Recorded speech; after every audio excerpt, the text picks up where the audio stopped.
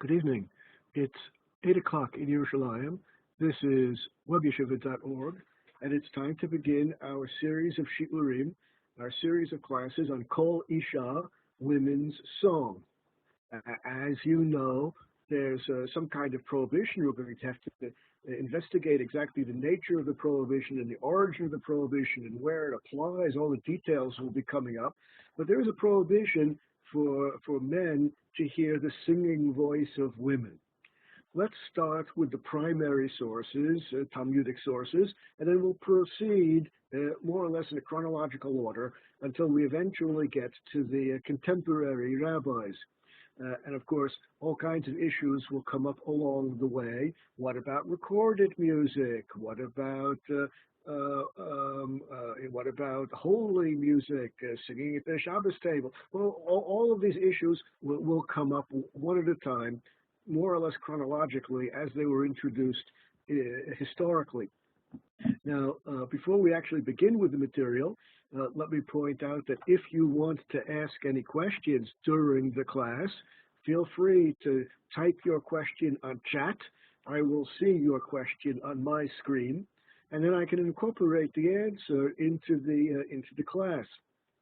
If you are watching this class not live, if you're watching it from the archives, and all the classes are available on archive from the WebYeshiva.org website. They're available a few hours after the shiur concludes. If you're watching a recorded shiur, an archived shiur, feel free to send me a question. If you have a question, feel free to send me a question on email here on your chat. You have my email address. I don't look at email every day, but within a few days I will look at your question and be able to respond to you. Now, I know that not all of the participants are native speakers of English, and some might find it easier to ask a question in another language. There are a number of languages which I can handle.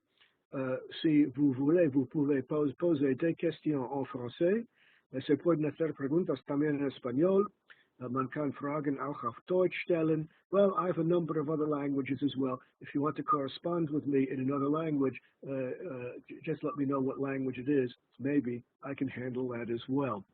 Let's now begin with the primary sources, the Talmudic sources, and then we'll proceed to see what is built upon these sources. Here goes. It says in the Gemara, and I don't have to bother mentioning the exact source in the Talmud for the text we're going to look at, because you have the exact source on the screen. And if you want to look up the context and look up other commentaries and so forth and so on, well, you have the exact source always on the screen. So you can check that out, and then you'll probably also see my typographical errors, since I'm not the greatest typist in the world. In any event, here is what the Gemara says. Amar Rav Yitzchak. Rav Yitzchak said, Rav Yitzchak said,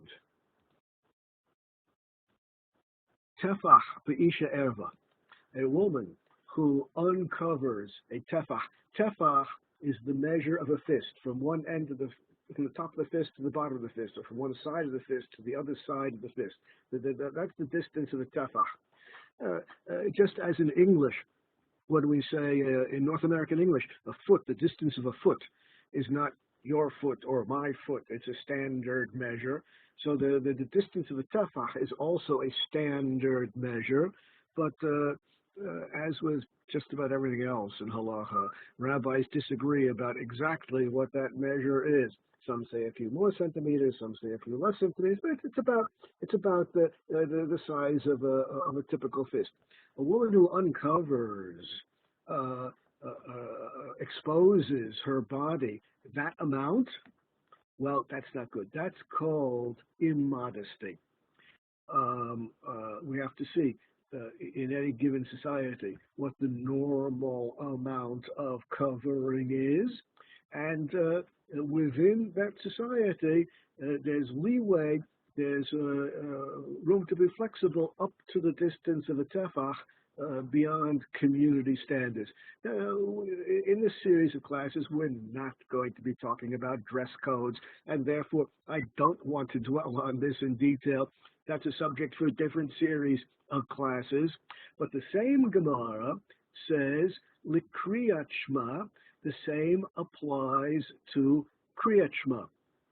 If you are engaged in the mitzvah of reading Shema Yisrael, the mitzvah of reading Shema Yisrael requires concentration. One must focus on what one is saying.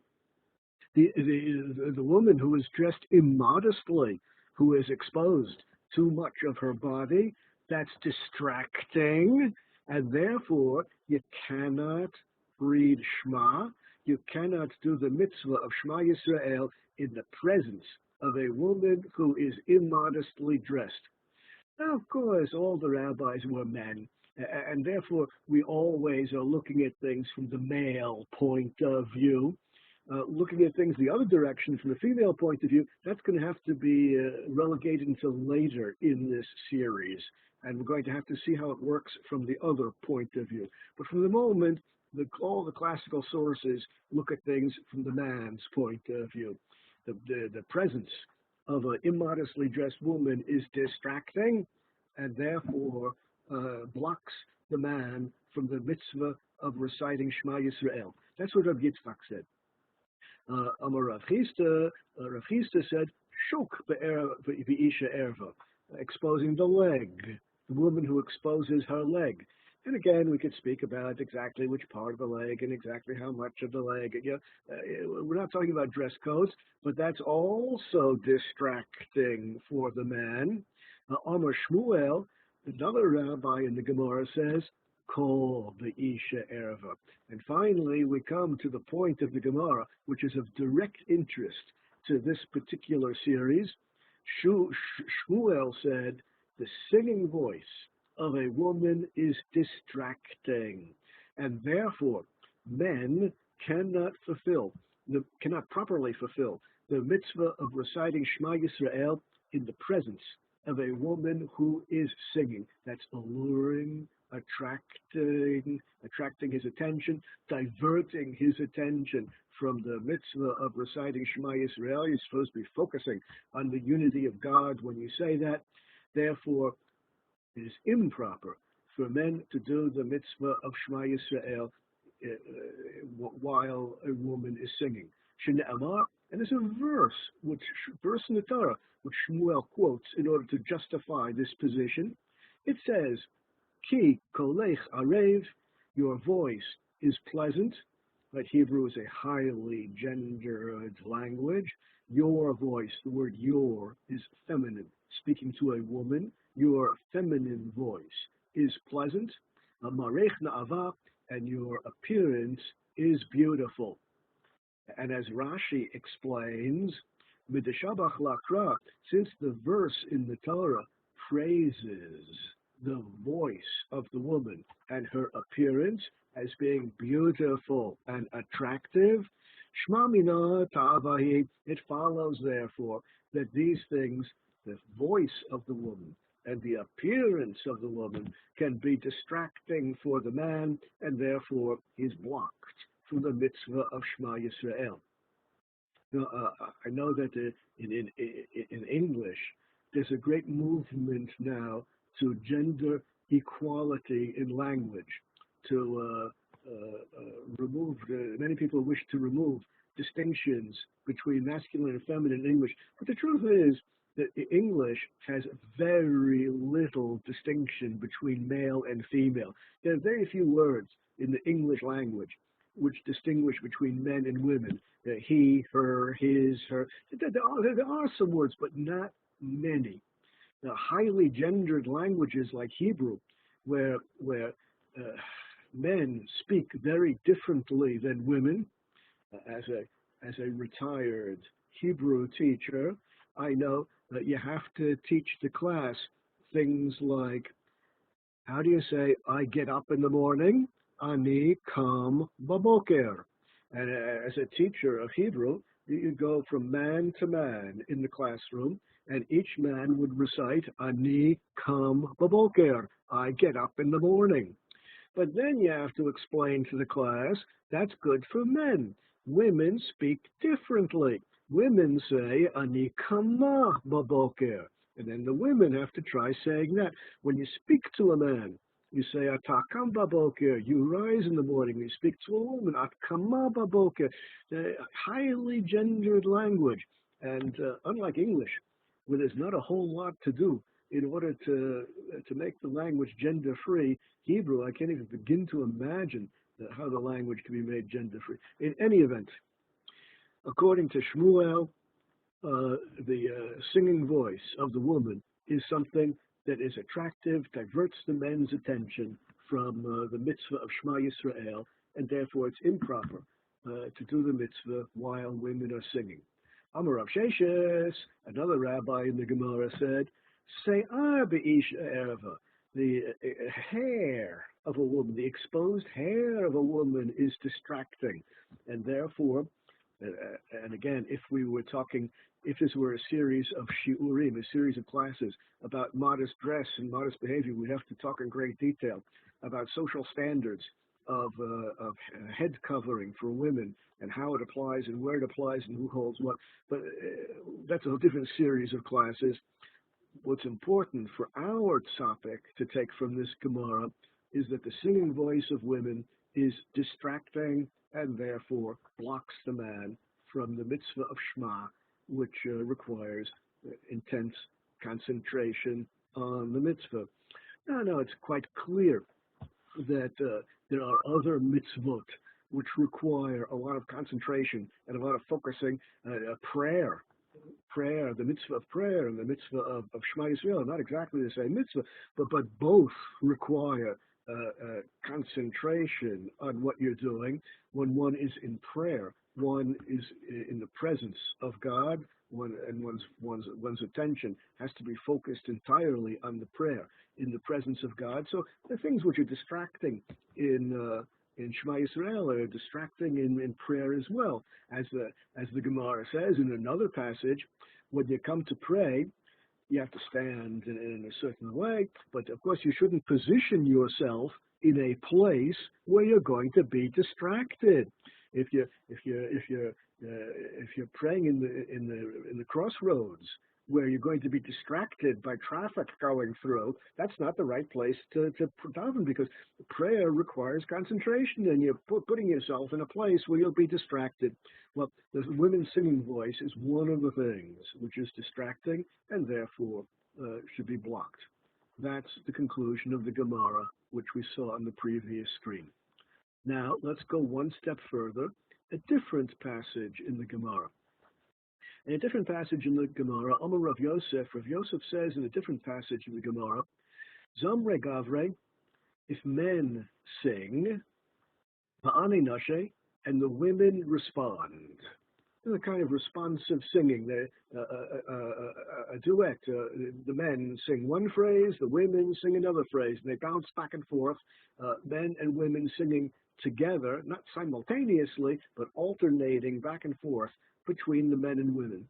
That kind of song, pritzusa, is immodest. It's immodest to relate to women in this, for men to relate to women in this way. And I'll just say one more time that, of course, all of this is from the man's point of view, since all the rabbis were men, and they speak from the men's point of view. Later on in the series, we're going to have to see how this can be viewed in the other direction. But what Rabbi Yosef says is that men and women cannot sing together, and he's not talking about simultaneously, but alternating back and forth between men and women.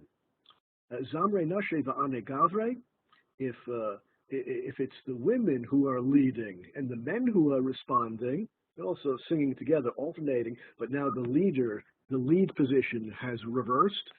Previously, the lead position was the men, and the women were responding in song to the men. Now, if the women are the leaders of the song, and the men are responding to the women, oh, ke'esh bin ne'oret, that's like fire lighting the tinder. That's going to grow very quickly into a fire. That one thing leads to another, and that's particularly bad. Okay? That's what Rav Yosef says. The Gemara then asks, Lamai nafkamina, what difference does it make? What difference does it make? And the Gemara answers, Levatuli ha makameha. The reason that Rav Yosef taught us that the women leading the song is worse than the men leading the song is so that we should know where to apply our efforts, which we should cancel first. If we live in a society where both kinds of song are taking place, and the rabbis are going to go out on a holy war and try to get the people to stop doing this in the society. Which should the rabbis stop first? Which is worse?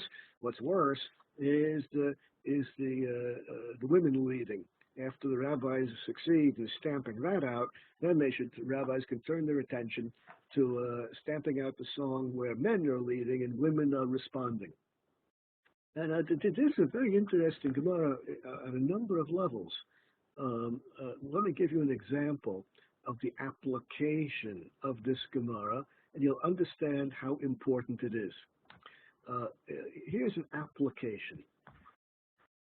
Shortly after the founding of the State of Israel, the State of Israel was founded in 1948, shortly after the founding of the State of Israel, the British Parliament in London gave a gift of independence, an independence gift to the new State of Israel. The Parliament in London gave a gift to the Knesset, to the Israeli legislature here in Yerushalayim, a congratulatory gift for the independence of the new country. That gift was a huge bronze menorah. If you have visited Yerushalayim, if you have visited the Knesset, you've probably seen that menorah. It stands outside the Knesset building, just opposite the Knesset building, a huge bronze menorah, which was donated to the Israeli Knesset by the British Parliament. And when the British Parliament offered this gift to the Israeli Knesset, some of the Torah-observant members of Knesset got very nervous and were wondering, is it okay for us to accept this gift? The Torah-observant members of the Knesset turned to the chief rabbi of Israel, Rabbi Herzog, one of the great rabbinic scholars of the 20th century. Rabbi Herzog was the chief rabbi of Israel then, in the beginning of the State of Israel. And they asked him, are we allowed to accept this gift? Perhaps this gift falls under the category of avodah zarah. Perhaps it falls under the category of idolatry. After all, we're very careful not to have statues of people here in Eretz Israel. Maybe this is similar to statues of people, and we shouldn't accept the gift. So the members, the religious members, the Torah-observant members of the parliament asked Rav Herzog this question. He received the question when he was on holiday in Tiberias. He got the question by telegram, and since it was a pressing matter, he had to respond right away, and he wrote a response to them.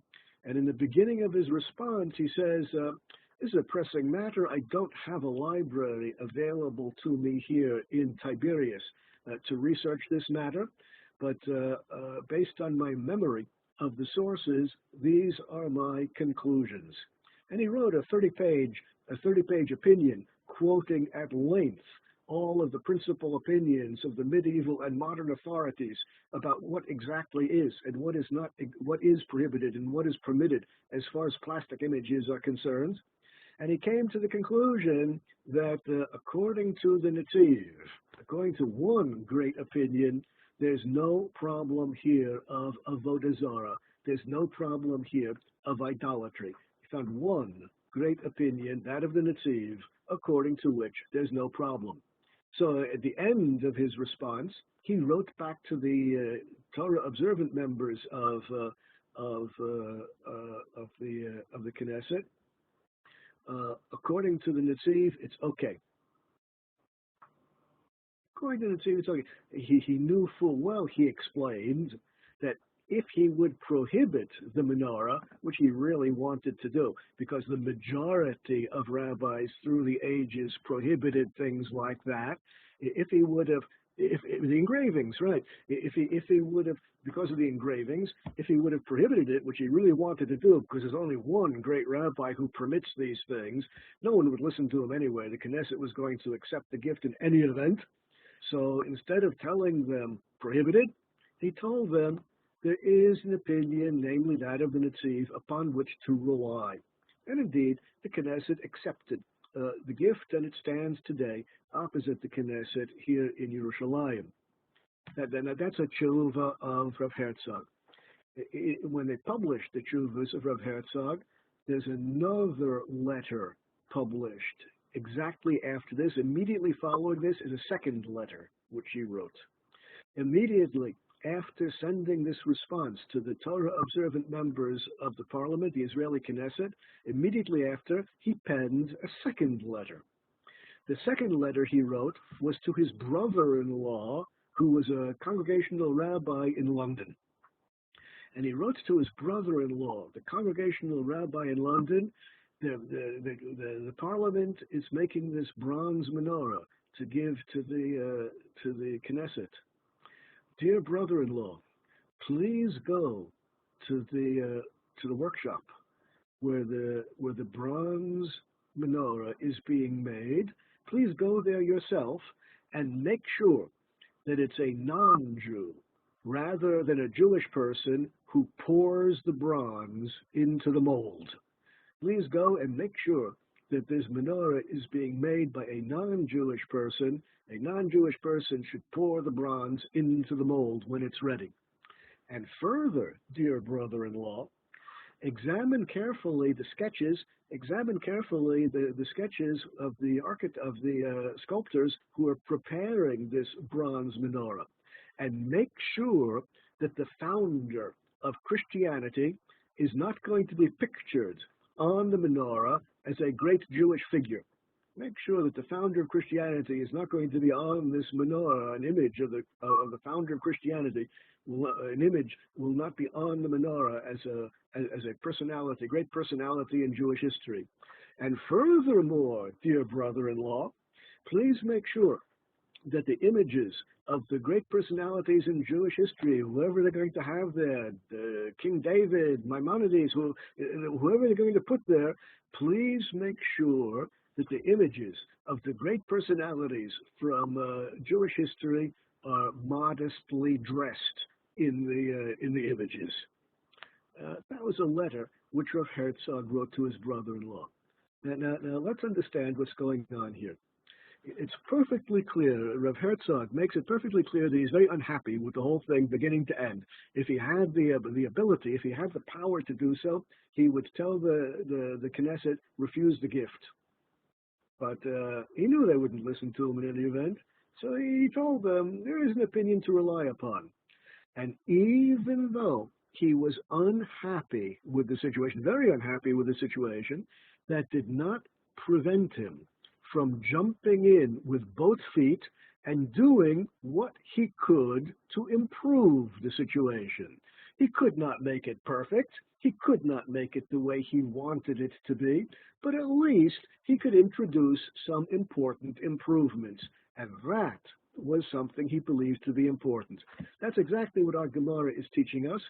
If you cannot achieve perfection in the way you want society to be structured, at least figure out what the most important things to correct are in the society that you are in, and at least focus on correcting the most important issues. If you can't correct everything, you have to figure out what the primary issues are and work on them. That's the point of the Gemara. But in passing, we also note that this is a good source for prohibiting the singing voice of women. The Meiri, one of the great medieval commentators, one of the great Rishonim, explains as follows. Af al pi shederech klal ne'esru kol minei Zemirot elu, even though all female singing is prohibited, as the men are not allowed to listen to it, L'kol makom, in any event, kishanashim mizamrot ben hanashim hu isur chamor pirtzu yisera. Nonetheless, if the men and women are singing together, it's even worse than just the men listening to the women. That's the way the Meiri understands the Gemara.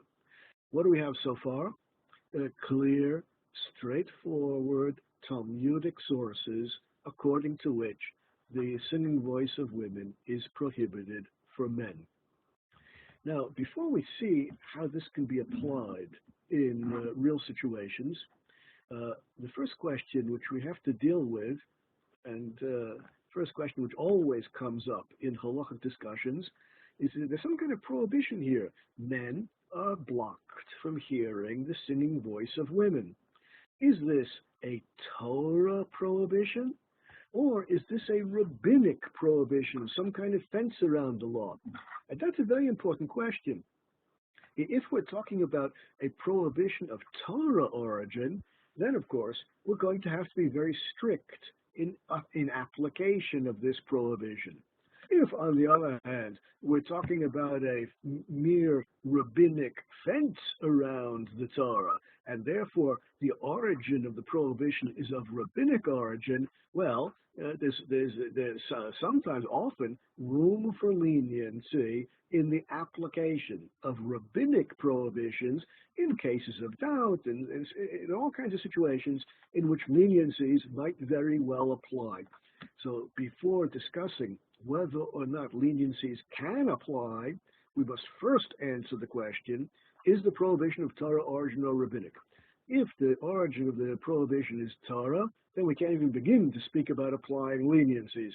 On the other hand, if we're talking about a rabbinic fence around the Torah, then we can begin asking where leniencies do and do not apply. Let's see what the great poskim have to say about this. First, the Nishmat Adam. Nishmat Adam is one of my favorite sforim.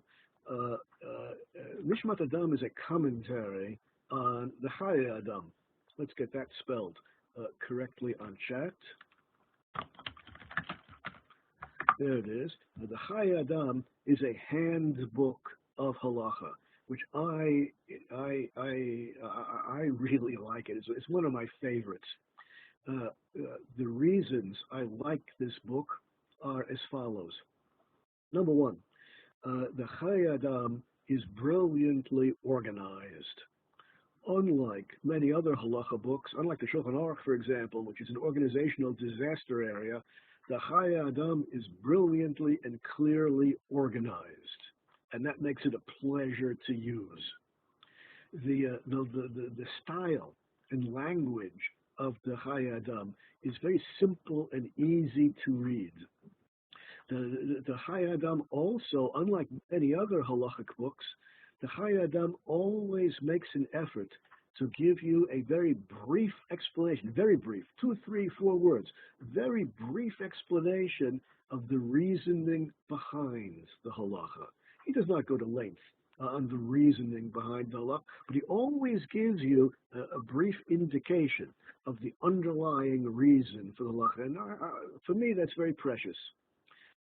Most of the Sefer, the halacha corresponds exactly with what it says in the Shulchan Aruch, just reorganized and reformulated, together with the reasons added. Here and there, he has halachas which are not drawn directly from the Shulchan Aruch.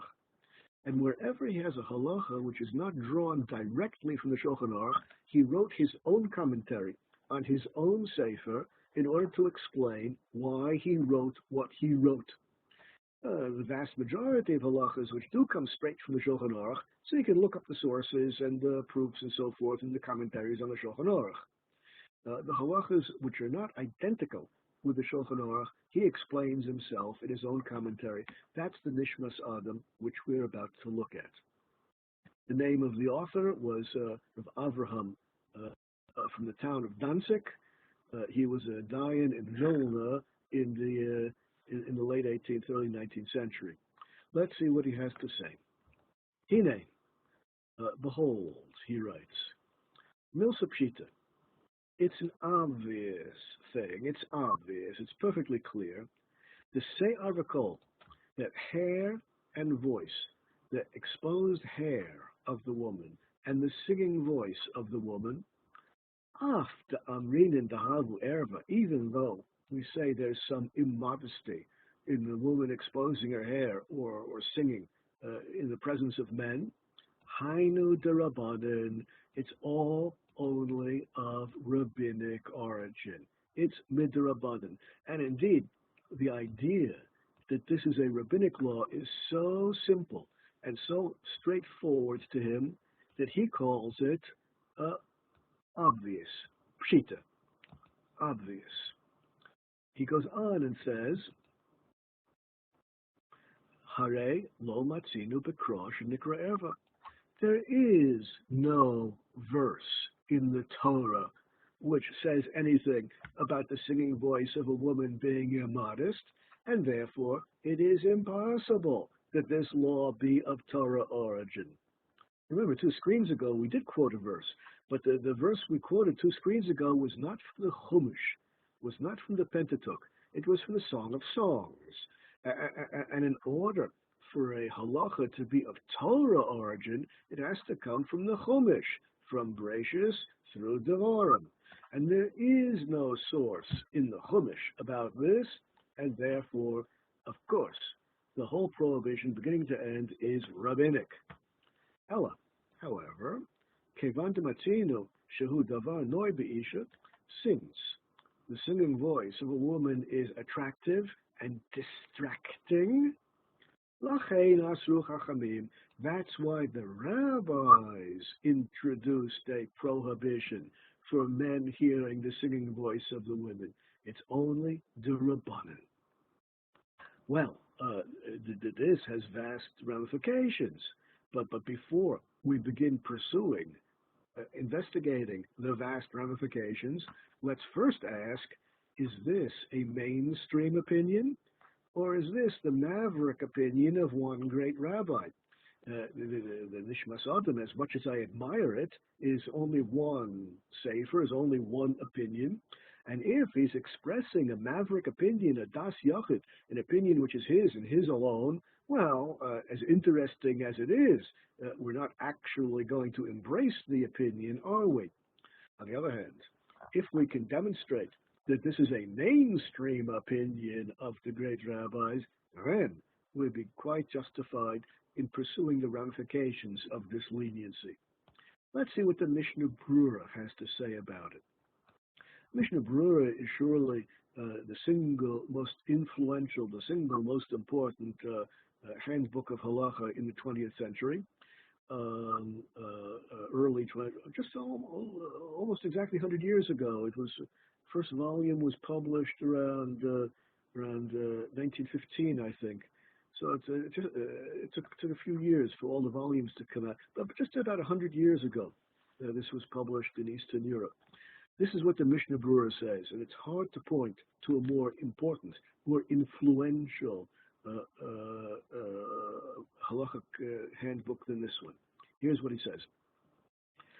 Imhu baderech bein akum, if he's traveling through a non-Jewish neighborhood, not a non-Jews around, he's not in the ghetto, or he's traveling through the center of town, v'hu anus, and he has no choice, she'i efshar lo lemchok, he cannot object, his objections would go unheeded, no one would pay the slightest attention to him if he would stand up and object and say, ladies, please stop singing.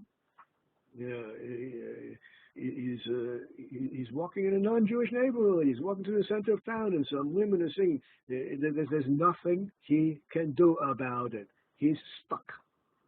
Kevan delo matzinu to mikre erva midaraisa.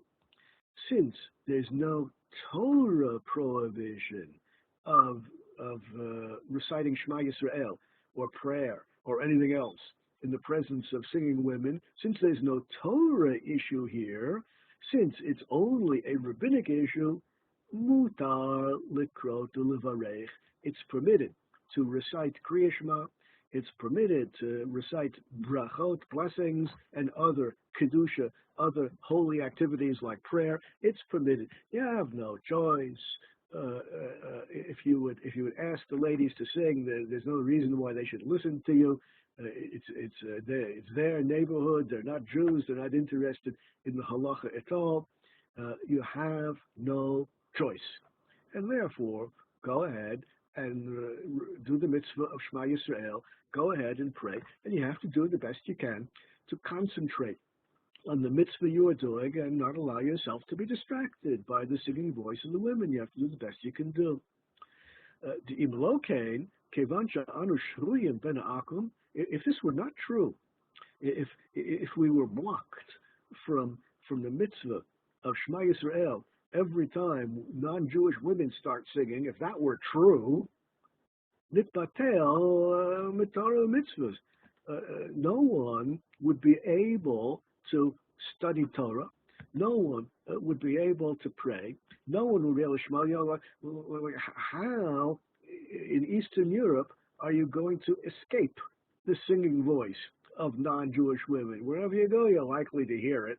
And if we would say that that's all prohibited, well, there'd be no way to fulfill these mitzvahs, studying Torah or any other engagement in holy activities, which requires focus and concentration. And this is what it says in the verse, this is what is meant by the verse in the book of Psalms.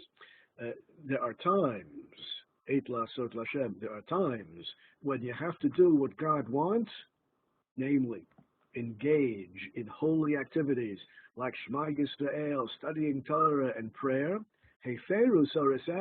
even though it means setting aside some halachic considerations.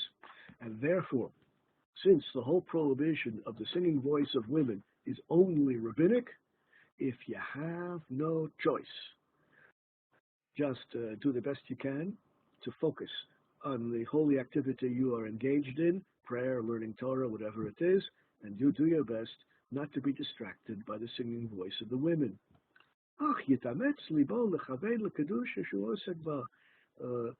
Strengthen your heart to focus on the kedusha of what you are doing now. Don't pay attention. Try not to pay attention to the singing voice of the women. That's what the Mishnah Berurah says. Here's a source in the medieval authorities, which I indicate to you here. But bottom line, we see that the Mishnah Berurah, representing the mainstream thinking of great rabbis, concurs that the whole prohibition beginning to end is only rabbinic, and therefore, if you find yourself in a situation where you have no choice, just do the best you can. You say your prayers, learn Torah, and so forth and so on, and you just do the best you can. If the prohibition were of Torah origin, well, if God says no, so no, that's it. You just can't do it. But there is no Torah prohibition here, only rabbinic. So we've now seen the mainstream approach of the great poskim, according to which the whole prohibition, beginning to end, of Kol Isha is of rabbinic origin. And now we can begin to talk about leniencies that might apply. For example, the example of the Mishnah Berurah, if you don't have any choice. If you have no choice, you're anus. You have no choice, then you just do the best you can and all is well. Now it's true that not all of the rabbis agree with this. The Stei Chemed mentions a number of poskim who do hold that the prohibition is of Torah origin. There are rabbis who hold that it's the Torah itself which prohibits the singing voice of women. Not many, but that opinion does exist. And therefore, those people out there who wish to take a strict view regarding this, I will not say that they're foolish. I will not mock them. There are opinions that this is a very strict matter of Torah origin. That opinion does exist, and therefore I can be tolerant of those who wish to take the strict view. But anyone who wants good advice, good advice is, of course, to follow the vast mainstream of rabbinic thinking, which is in accord with the Nishmas Adam, the Mishnah Brura. The prohibition is rabbinic and not of Torah origin, and therefore leniencies are in place. We've already seen one big leniency, namely that of the Mishnah Brura. When you have no choice, all is well.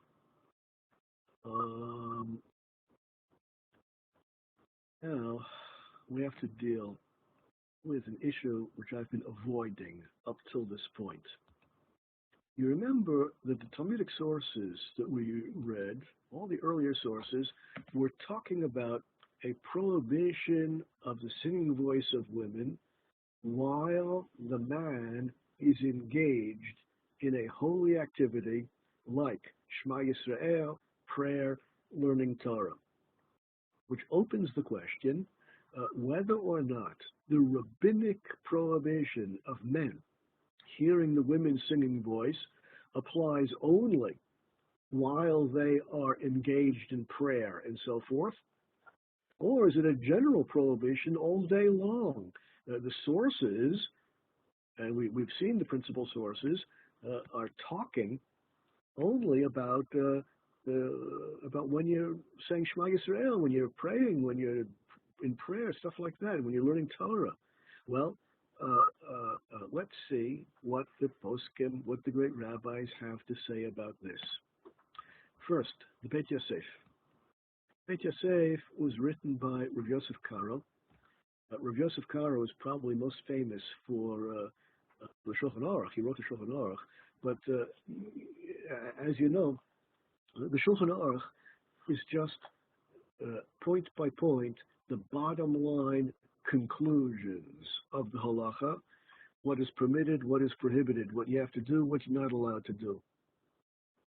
Where did they learn? The reason that the position of Torah origin for the prohibition is so weak and not accepted by most poskim is because they have no good explanation for how the Torah prohibition comes out of the Torah.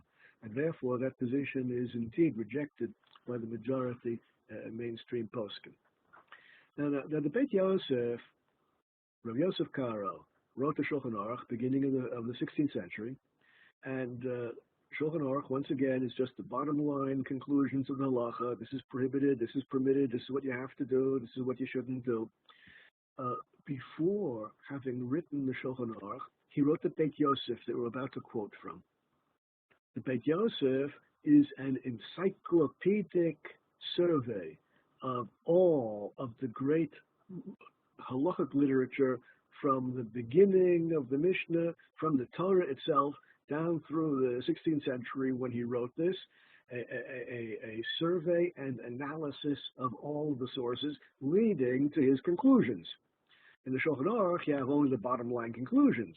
But if you want to go back and see all the sources and the reasons and the arguments, all of that is in his earlier work, the Beit Yosef, his encyclopedic survey of the whole of Halacha. Let's see what he wrote there. Since the Beit Yosef is largely a collection of sources and analysis of the sources, let's see the sources that he brings and how he works with them. Katav Rosh.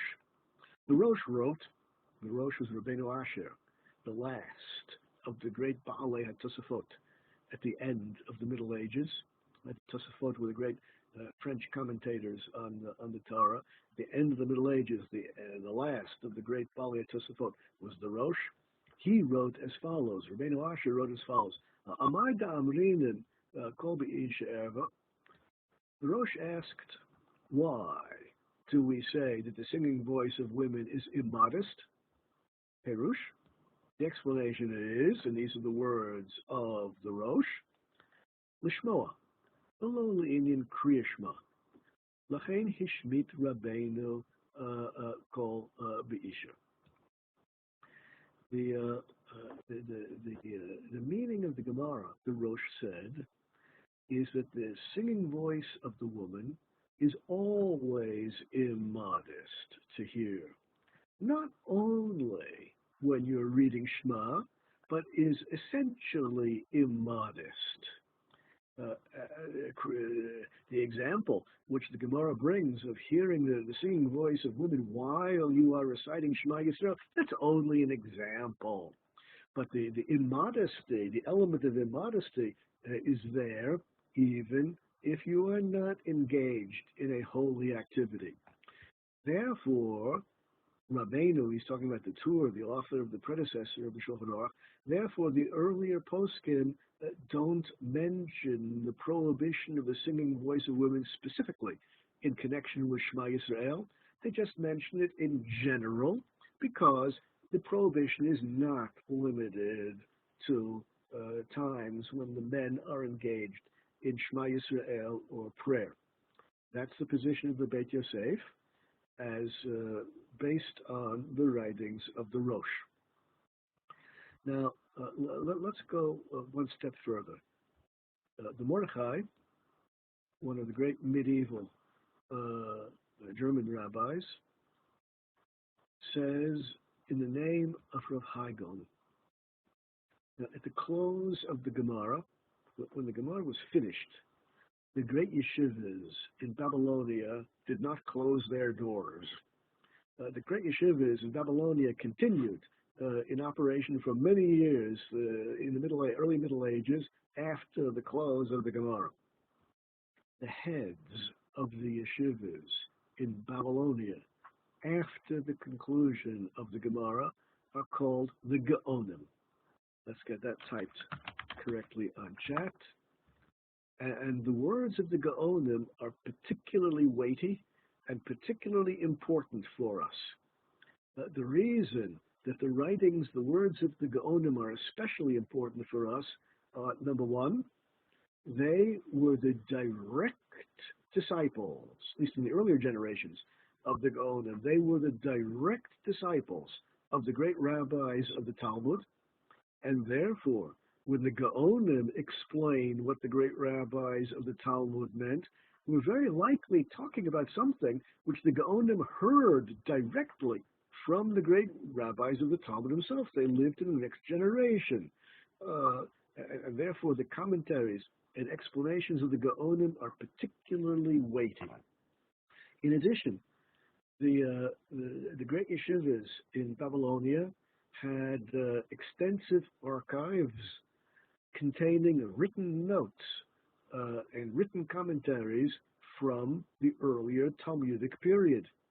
And therefore, even the later Gaonim, who were a few generations later and could not possibly have heard anything, directly from the mouths of the Talmudic rabbis, they were a few generations later, even in the later generations of the Gaonim, they had access to the archives, to the libraries in the great yeshivas in Babylonia, and they could read manuscripts, they could read commentaries and notes from the Talmudic period. And therefore, anything which a Gaon said, anything which one of the great Rosh Yeshivas in Babylonia had to say, carries a special weight.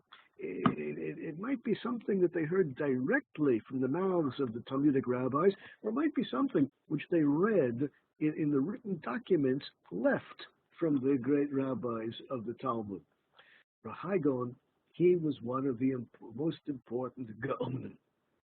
And he said, Kol Hani, all of this business of the singing voice of the women, the exposed hair of the woman, all of these examples of immodesty, leaning Kriyashma, have to do only with the time when men are engaged in Shema Yisrael or holy activities like prayer, learning Torah, where the focus, attention, has to be entirely upon the Kedusha, upon the holiness of what they're doing, and no diversion of attention is permitted. And these things divert attention, and therefore, when engaged in Kedusha activities, then the man is blocked from the singing voice of a woman. But during the rest of the day, no particular problem. That's what Rav Haigon had to say. And the same idea is mentioned in the Hagaot Maimoniot Hagot Maimoniot is a commentary on the Rambam. They're printed in all the standard editions of the Rambam on the bottom of the page. It's written by one of the disciples of the Maharam Rothenburg in the Middle Ages. In any event, the Hagot Maimoniot quotes another great rabbi, Rabbeinu Tam. Rabbeinu Tam was a grandson of Rashi. Rabbeinu Tam was the founder of the Beit Midrash of the Balei Tosafot, and he was a heavyweight. So we have here at least two opinions, namely Rav Hai Gaon and Rabbeinu Tam, plus two more opinions, namely the Mordechai, who embraces Rav Hai Gaon's writing, and Hagot Maimoniot, who embraces Rabbeinu Tam. Total of four opinions so far, who say that the whole prohibition of the singing voice of women applies when the men are supposed to be focusing their attention entirely upon their prayer. Ella, however, the Mordechai wrote in the name of another great medieval rabbi, Hilkach asur lomar davar shebekdusha b'shmias kol shir shel isha. You're not allowed to engage in holy activities in the presence of the singing voice of a woman. It's distracting. And when you're engaged in holy activities, your attention must be focused entirely upon the holiness of the activity you are engaged in, and therefore things which are distracting, like standing at the street corner where people are going to be bumping into you, or hearing the singing voice of women, things which are distracting, no good for Kedusha activities. The avonotenu, amongst our many sins, back in the Middle Ages, then agoyim anu yoshvim. We dwell amongst non-Jews. Among many of the flaws in Jewish culture, they wrote back in the Middle Ages, among the many flaws we have is we live amongst non-Jews. And the Torah teaches us that when you have no choice and you cannot fulfill the Torah perfectly, at least do whatever you can. Ilkach, therefore, ein anu nizharim mililmod b'shmias kol nashem aramos. Therefore, even if the guys are learning Torah in the Beis Midrash and the non-Jewish women are walking by outside singing loudly in a chorus together, and the men hear the non-Jewish women singing, the men don't stop learning Torah because the non-Jewish women are walking outside. Ein mala asot. There's nothing they can do about it. They're stuck there. We live in a non-Jewish society, and nothing is to be done because the whole prohibition, as we already saw, is of rabbinic origin. But so far, we're building a very strong case. The number of opinions is now growing, according to which there's a lot of leniency, a lot of leeway here, aside from times when you are reading Shema Yisrael or engaged in Torah, and even when you're reading Shema Yisrael and engaged in Torah, there's still a room for leniency if you are anus, if you have no choice, and there's nothing you can do about it. Now, let's see one other opinion. Rabbeinu Yonah, medieval Spain, he was one of the heavyweights of medieval Spain. He says, Kol Isha erva l'kriya shema. Singing voice of a woman is prohibited while you are engaged in the mitzvah of Shema Yisrael. Hanimili b'shas sheminagenet, and that's assuming she is singing. Aval b'shas shemidaberet kedarka, if she's just speaking and not singing, mutar, you're allowed to recite Shema Yisrael in her presence.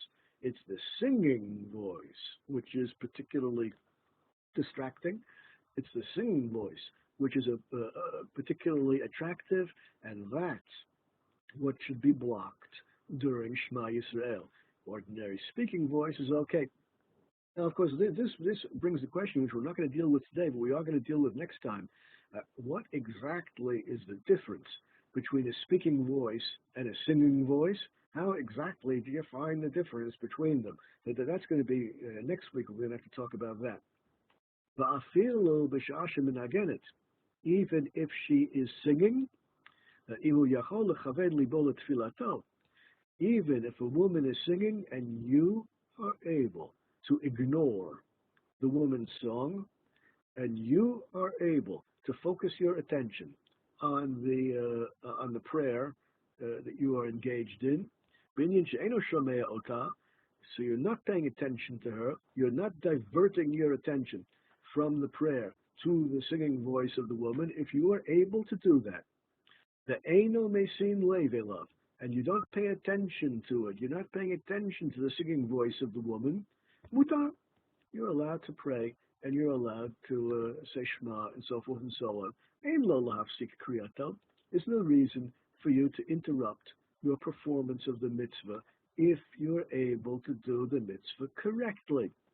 If you find that your attention is being diverted, that's not good, but you do the best you can, and you can hope that you'll fulfill the mitzvah correctly.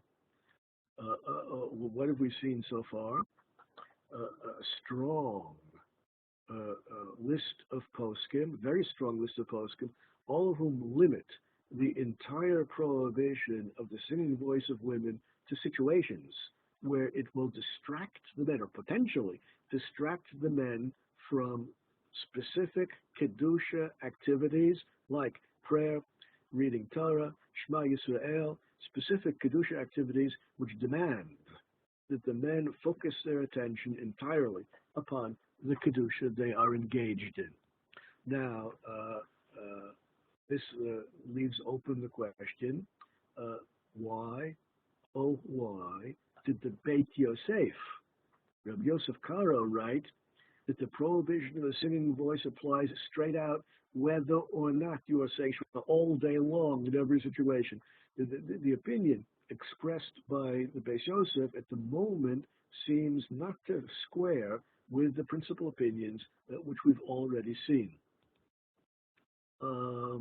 Well, in order to understand what's going on here a little bit more clearly, let's first understand why those great rabbis limited the prohibition to times when the men are reading Shema or engaged in prayer. How did they view the difference? The Sridei of Yechiel Michal Weinberg was his name. He was the last of the great rabbis in Europe after the Holocaust. All the other great rabbis in Europe either were murdered by the Nazis or ended up in places outside of Europe. He was the last of the great rabbis left in Europe after the Holocaust. He survived the Holocaust, obviously, and after the Holocaust he lived in Switzerland, and most of his writings were burned by the Nazis. What survived, the writings which survived the Holocaust, were then later published under the name Sridei, Remnants of the Fire. Those writings which survived the Nazi period. In any event, this is what he said. Rav Haigon Katav Linin Kriya Shema. Rav Haigon and these other rabbis said the prohibition applies only during the reading of Shema. Well, why did they limit the whole prohibition of the singing voice of women to the time of Shema Yisrael? Well, the answer is going to have to wait for next week because we've run out of time. Next week, we will see his answers. Next week, we will see the opinions of poskim, those rabbis who hold that the prohibition of the singing voice is all day long, and why they hold that. Next week, we're going to have to try to define exactly what constitutes a singing voice as opposed to a speaking voice. And then we're going to have to deal with how contemporary poskim apply all of this in modern situations, from singing Zemirot at the Shabbos table to hearing recorded music. But all that will be for our future classes. Until then, I wish you a good week and eventually a Shabbat Shalom, and look forward to seeing you all again a week from tonight. Till then, Shalom, Shalom.